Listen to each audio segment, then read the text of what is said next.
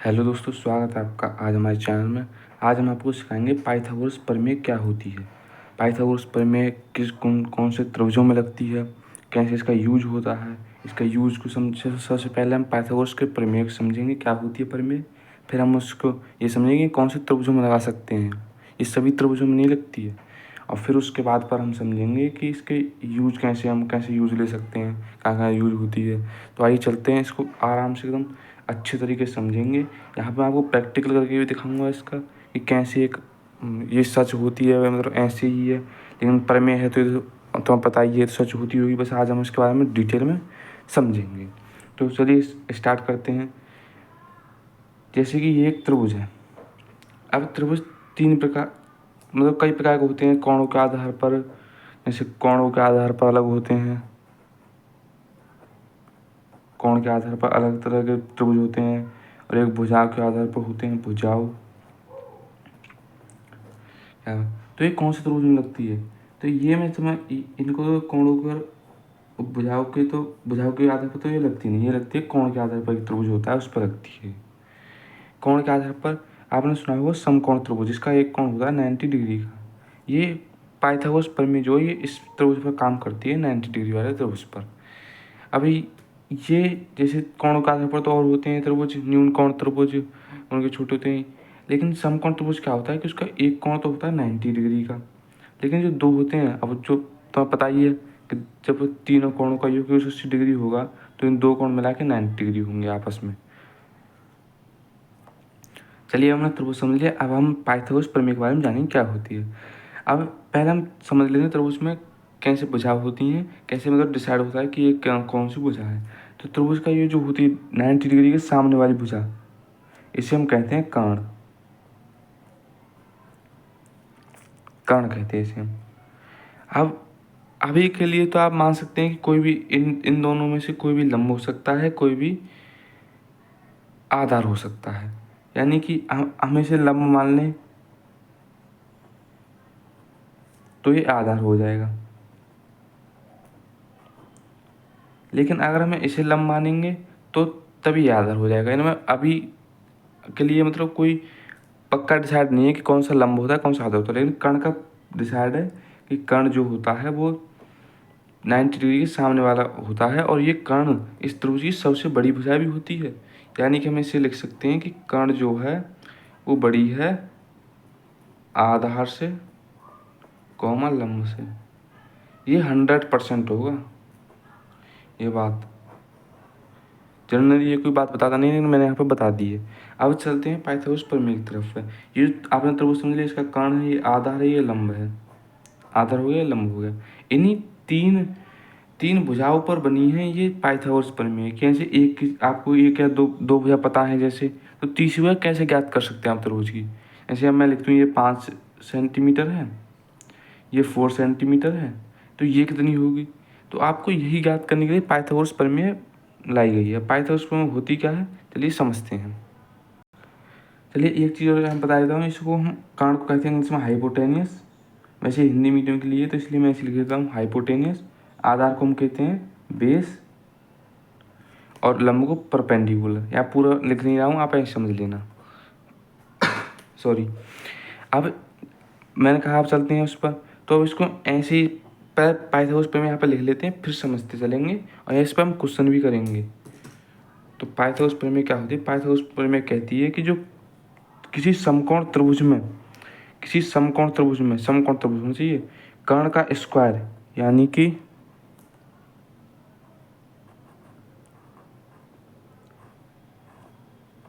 कर्ण का स्क्वायर बराबर होता है लंब का स्क्वायर और आधार का स्क्वायर।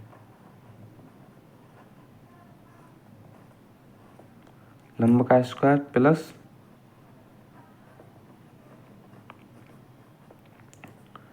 आधार का स्क्वायर। ये जो होती है ये होती है पाइथागोरस प्रमेय।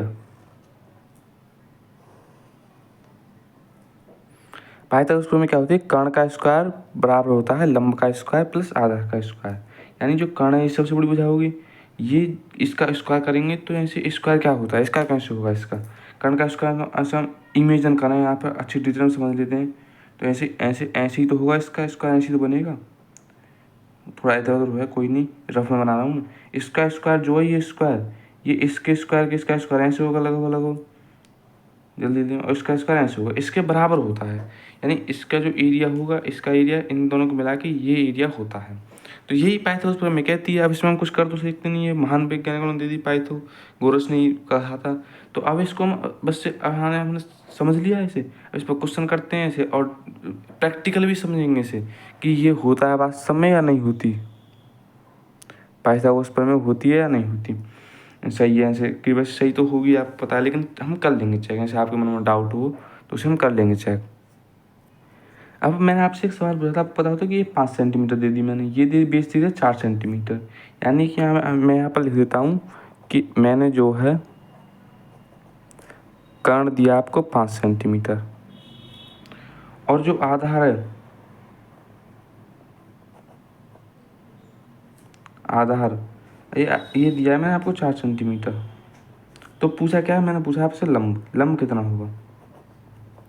और मैंने आपको पहले बता दिया कि ये जो बताती है ये इन्हीं जैसे 2 भुजा दे रखी होंगी, तीसरी पूछेगी, उसी का ही रिलेशन बताती है आपस में।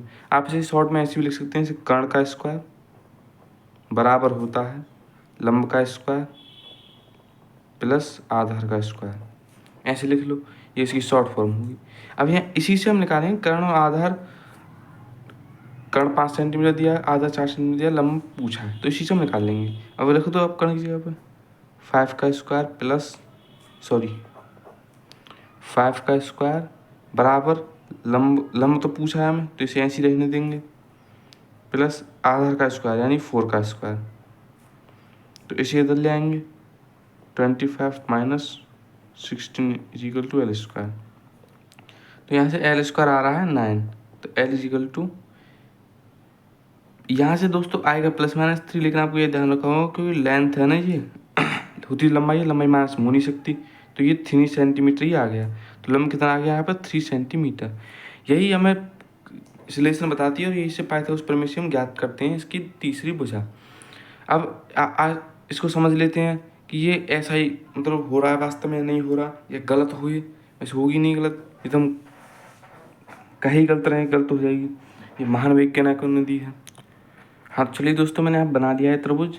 अभी मैंने आपको बताया था ये 5 सेंटीमीटर है, पहली बताई थी, ये 4 सेंटीमीटर है, तो क्या ये 3 सेंटीमीटर होगी। चलिए आप इसको नाप के देखते हैं। ये रहा हमारे पास स्केल,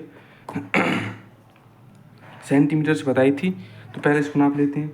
देखिए ये आपको दिखाई दे रहा होगा, 1 2 3 4 5, ये 5 सेंटीमीटर होगी। इसको नाप लेते हैं, 1 2 3 4 सेंटीमीटर होगी यहाँ तक, सॉरी। अब इसको नाप लेते हैं, क्या है 3 सेंटीमीटर ही होगी। देख लो गाइस, 1 2 3 सेंटीमीटर यहाँ तक है। तो ये जो प्रमेय है यहाँ पर हमने प्रैक्टिकल भी कर लिया है इसका कि ये बिल्कुल सही है। तो आपने आप समझ लिया होगा कि कैसे ये प्रमेय वर्क करती है, कैसे हम इसको यूज कर सकते हैं। आइए हम एक एग्जाम्पल और ले लेते हैं। एग्जाम्पल जैसे कि मान लो आपको ये त्रिभुज दिया हुआ है, मैं ऐसे रफ में बना लेता हूँ डायग्राम।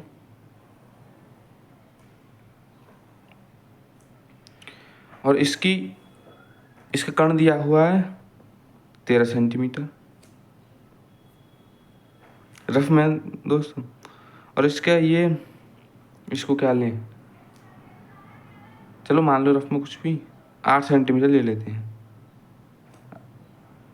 1 मिनट का, इसको 8 लेते हैं, इसको 7 ले लेते हैं, और इसको निकालेंगे ओके कर्ण को है। तो हमें फॉर्मूला क्या बताया, हम यहाँ पर लिख लेंगे, कर्ण का स्क्वायर बराबर लंब का स्क्वायर प्लस आधार का स्क्वायर। यहाँ से चलिए कर्ण का स्क्वायर में पूछा है,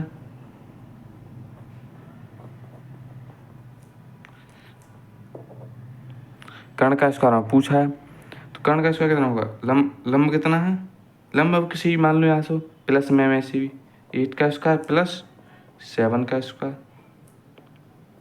बराबर आ जाएगा 8 हुआ 8 64 प्लस 7 7 49, कितना आ गया,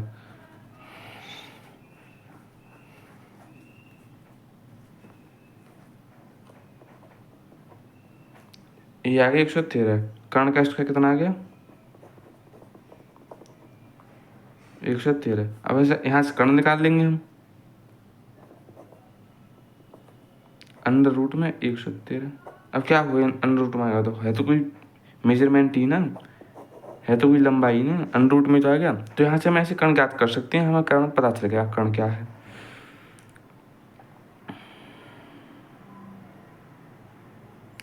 ओके गाइस, चलिए अभी इस वीडियो को यहीं पे एंड करते हैं। अगर आपको ऐसे मैं बाद में प्रैक्टिस करवा दूंगा एक क्वेश्चनों की, इसके पाइथागोरस प्रमेय क्वेश्चनों की। पाइथागोरस प्रमेय ये बहुत जरूरी होती है, इसे आप याद कर लें। क्या होते हैं, कर्ण का स्क्वायर बराबर लंब का स्क्वायर प्लस आधार का स्क्वायर।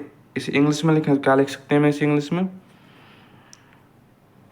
हाइपोटेनस का स्क्वायर बराबर परपेंडिकुलर का स्क्वायर प्लस बेस का स्क्वायर। इसे इंग्लिश में होगी अगर कोई इंग्लिश में देख रहा है तो। ओके गाइस, धन्यवाद गाइस, थैंक यू। और यहाँ पर हम मिलते हैं किसी नेक्स्ट वीडियो में, उसके क्वेश्चन करवाएंगे या फिर कोई नया टॉपिक होगा उसी के साथ मिलते हैं। धन्यवाद।